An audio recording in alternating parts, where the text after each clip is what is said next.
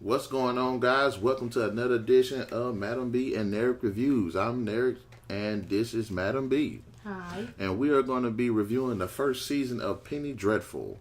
Now, Penny Dreadful is this kind of weird supernatural mystery thriller about this group. British American. Yeah, about this group of specialized individuals who are on the hunt for this guy's daughter who was kidnapped by a vampire. And this is a really bloody and gory series. Season one just starts off with just blood and gore. But the story initially starts off with this guy named Malcolm Murray, who ends up enlisting the aid of several individuals to help him find his daughter, named Mina, who was kidnapped by a vampire. On his team is Dr. Frankenstein, this woman named Vanessa Ives, who's a psychic, and this cool black dude. I don't know if he's African or Indian or what, but he's like good with like blades and stuff, named Sembene, and this gunslinger named Ethan. And what are your initial thoughts about the first season? Well, it's actually it's like their story, but it introduces a whole bunch of characters that follow along with their story. Yeah, it's kind of like I would know how would they be. Anyway, it's the introduction to each of these characters, but the story on how they trying to find Mina, who got kidnapped, it's pretty good. So Malcolm Murray in season one is being aided initially by Vanessa Ives and Sembene, and Vanessa and Malcolm have this really cool relationship where they're kind of like father and daughter. Yeah, they kind of he might say helped raise her, I guess. And and using her psychic abilities to help them search for her. And it's interesting because considering how that she's kind of like this very tortured soul because of her abilities, and it works like a double-edged sword. At some points in the series, she reaches out to touch these dark entities, while at the same time they can do the exact same thing to her. Such as the one or two episodes where she actually becomes possessed, which she does like several times in the season. But what it's not like it's not like she was born with these abilities. It's more actually like she was just like a regular little girl, teenager until what happened. So we're telling the story of Vanessa Ives. Mm-hmm. Well, of course, she was regular until she got possessed and taken over by, I guess, Satan. I guess that's what you want to call him. Yeah. Then that's how she started all of it. Oh, okay. Yeah. Okay. What do you think about Ethan? Now, Ethan is a gunslinger.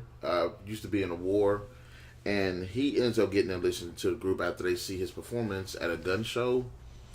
And what was it? The first mission that they hired him for was they went into this sewer or something, underground area, and what happened? They ended up getting attacked by a bunch of vampires. Mm-hmm.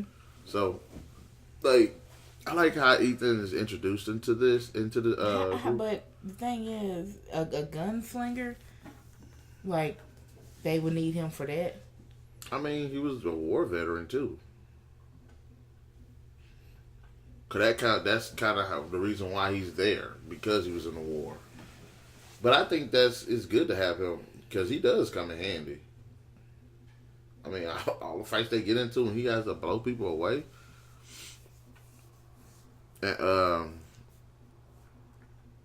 like he ends up being a part of this group, but also in his side story, he ends up developing this relationship with this prostitute named Brona. Mm-hmm. Okay, and I do like Brona. She is like a nice character. Unfortunately, she's suffering from some kind of disease that's killing her, and I'm not sure what the disease is. But I know she coughs up blood. Yeah, I'm not sure. It's kind of how they got together. It's Kind of felt kind of all of a sudden, kind of. I mean, he knew she was a prostitute, but he still like wanted her. Yeah. Like that. And plus, she was sick, so it's kind of like, you see beautiful women on the street, and you don't try to approach them, but you want to approach this sickly prostitute.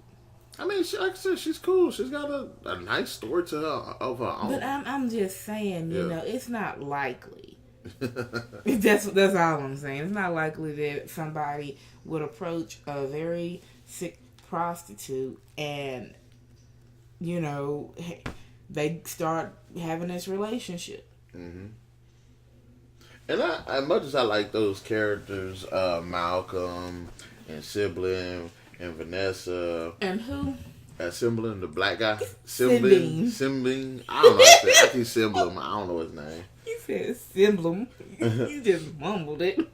But let's be real. The standout character right now next to Vanessa is Frankenstein. Because the dude is like a sociopath. I mean, he don't go around killing people, but it's how he views life. I think he was talking to Van Helsing about it, and he was talking about he views life like he doesn't care about life. He cares only about death. And wanted to breach that barrier between life and death. Like, I thought that was a pretty good... And maybe because he seems young, with this high intelligence and this very strange outlook on life. And of course, Dr. Frankenstein manages to bring somebody back from the dead. I mean, that's what it... And that's what he set out to do. And actually, guy was a likable character. And, what was his storyline? I can't, when he was younger. Was his mother, I forgot what his storyline was now. What they said about, but it was pretty, interesting, what led to him being who he is. Although for some reason I can't remember what it was. But the people in here, you'll find you haven't heard of them before. Mm-hmm. All of them, Frankenstein, Dorian Gray.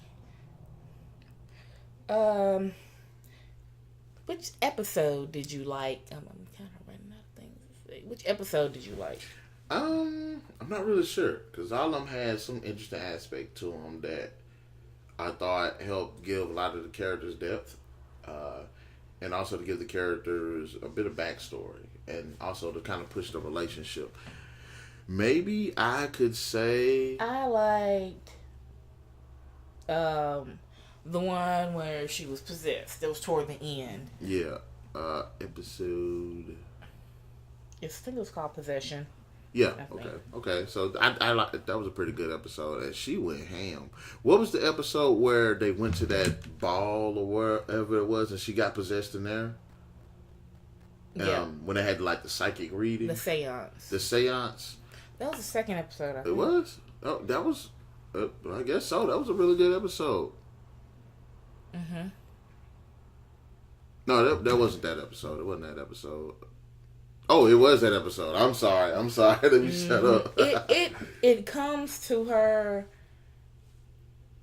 She thinks of it as a curse, like how that's how she got it when she was younger. Yeah. She slept with her best friend's fiance, and it was like sexual pleasure overtook her, and now she sees it as a curse as when she gets possessed. Because remember when Dorian was sitting beside her talking all of that, what happened? She got possessed. She said she can't endure any sexual pleasure without getting possessed. She said that's her curse. So during all of that, she has to try to keep a distance from. That's why they say she's so cold-hearted and mean. But she said that was her curse for doing it when she was younger.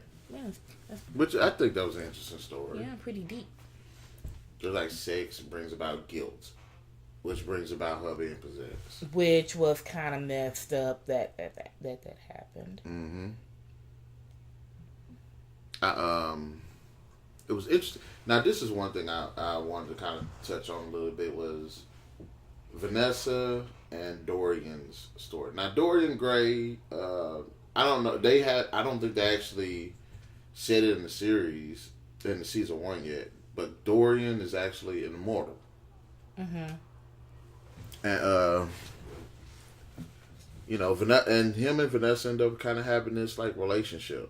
Like, this budding relationship. You can tell because she's so fascinated with her. And he's fascinated with her, too. She's fascinated, but she can't get into it like that because she know what will happen. But Dorian is not used to that. He's used to women and men, as you'll see, falling to his feet. He does not know the meaning of rejection, which is what Vanessa gives him, and I like that. It's like he don't know this feeling. It's like you don't know the feeling of rejection. That's messed up. And he was like something clutching in his chest, and he doesn't know what it is. So yeah, their little relationship, so to speak, was it was all right. He thought he was gonna get some. And back to Frankenstein. I wanted to where he made Proteus, right? Mm-hmm. And Proteus was learning about the world, which I thought was pretty cool. But then Caliban comes and kills Proteus. Yeah, his name's Caliban. He's got like 3 names, I think. 3 or 4 names. Caliban is Frankenstein's first attempt at bringing a person to life who he abandoned. And, he has this, like, very haunted backstory about how he was ostracized by the public and left alone, not knowing who to trust and who to teach him the ways of life and stuff. So you feel sorry for his character. You can definitely see his resentment towards people, but especially towards Frankenstein, who, what did he say? What was the one thing he said? I was like, that's kind of a dick move. He was like, I would never love you. I was like, yeah. But he ends up developing this this need for love. So he wants Frankenstein to make him a bride. And it's understandable. He's kind of like another day Phantom of the Opera. Yeah, that's what I was about to say. He's a tragic, I don't want to say villain. He's like a tragic anti-hero. I mean, but he killed. Yeah, he killed, no problem. Because he told Proteus in half. I was like, wow. I mean, he was actually kind of hurt. So, I mean, who could blame him? So, I did like Proteus. I wish he could have had more, especially how it left off, because he was so hopeful about life. Then he just all of a sudden gets down to just get impaled, but gets torn in half. They in case nobody don't know, they kind of, I had to learn about what the meaning Penny Dreadful is. Back in the day, they had these little fiction stories that that the newspapers sell and stuff like that. So that's what in this TV series, Penny Dreadfuls, all these characters come together, but it's like in one big story. It's like Once Upon a Time, except with horror. Yeah. Okay. So that's interesting. It's also like the League of Extraordinary Gentlemen, the series. Where you have all of these like fictional characters having these like fictionalized type characters with these type of abilities and all of that come together for the greater good. Well, not really the greater good, but you know what I mean.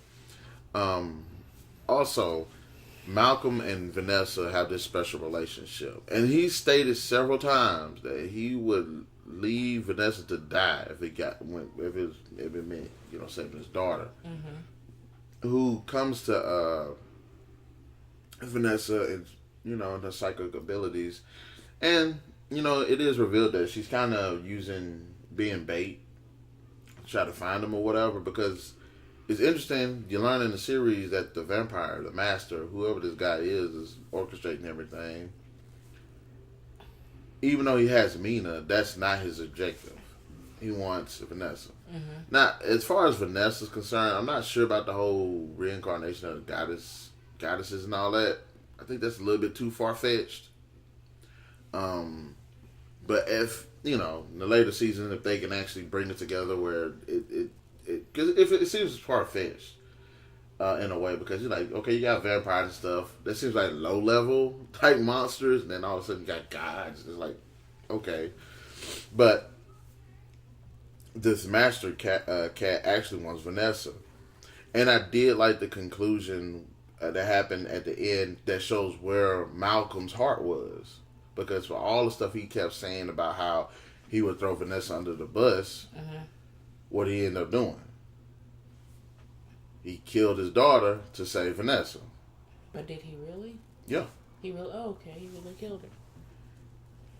Because she's about to take a chunk out that chick. And then she was going to let that girl have it. And I'm glad that they actually showed that, because it showed where his heart was. Despite him saying what he said. Because, despite everything that's happened between these two characters, this tragedy that they both share, and it's like 2 tragedies, actually. No, it's like 3. What happened? Malcolm's son got killed. His daughter got kidnapped. Now later killed. And they both kind of shared it. So you can see that they got this. When he actually said that she was his daughter, even though he wasn't saying like biologically, he was like, "You're my real daughter." I guess because she was sticking with him. So I did like that. I did like their relationship. Now, there's one thing that happened in this series that I was like, what the hell? And you know what part I'm talking about? What? Ethan and Dorian. Well, like I said, Dorian got a way of making women and men fall under his spell. Except for, I'm pretty sure he would have had Vanessa too if she just had enough to pull back. Mm-hmm. But Ethan was kind of it was like an open mouth. Yeah. And then when Vanessa was possessed, that cracked me up. I ain't gonna say what she said. You can watch it. Well, but nah, I was hoping we was gonna get steered in this direction. Remember when she got possessed and she started talking to Ethan, and I don't remember if she admitted feelings for him or he admitted feelings for her. But do you think Ethan would have been good? Because I kind of thought the series was gonna go that way, but then he ended up talking to Brona. But now that Brona's dead, do you think it's going to swing back to her having interest in, him having interest in Vanessa? Okay. The part where he admitted feelings for her, that was not Ethan talking. Oh, I'm thinking. I thought she reciprocated. No. Okay. Because I know it wasn't him. Yeah. But I thought she did reciprocate that. I thought she said she did have some feelings for him. I mean, maybe it all got a way of bringing itself out. All the stories tie in together. Brona gets sick, dies. Well, by the hands of Frankenstein. Which means now that Frankenstein has a bride for Caliban. Okay. See, it all just ties together. And that's a good cliffhanger, how they did that. And also, the biggest cliffhanger that we saw, outside of Malcolm killing Mina, what's the guy's name? Frankenstein killing Brona. Ethan is a werewolf. Yes! Oh my god, that was a good part. That was a pretty good cliffhanger. And we cannot wait to... And also, Vanessa was trying to get normalized. She was trying to get an exorcism. Mm-hmm. So those the major climactic sequences, but we can't wait to see season 2. So which will be in a few minutes. So season 1, what would you say? What would you give it? I can really don't think of any like bad parts at the moment. I probably get maybe a 4. I'm gonna say probably. I would say about 3. 3 good for me. Cause 3's good. 3's good. 3 is good. Okay, so 3 for me, 4 for her. So, having said that, guys, come to the end of this review in the comment section below. Let us know, what did you think about Penny Dreadful Season 1? Did you like it? Who are your favorite characters? What's your favorite episode? It's okay if we were a little choppy. It's alright. It's alright. We got the gist of it out there, and we didn't say everything. So, anyways, until the next review, guys, we'll hit you up. We'll see you later, and peace out. Peace.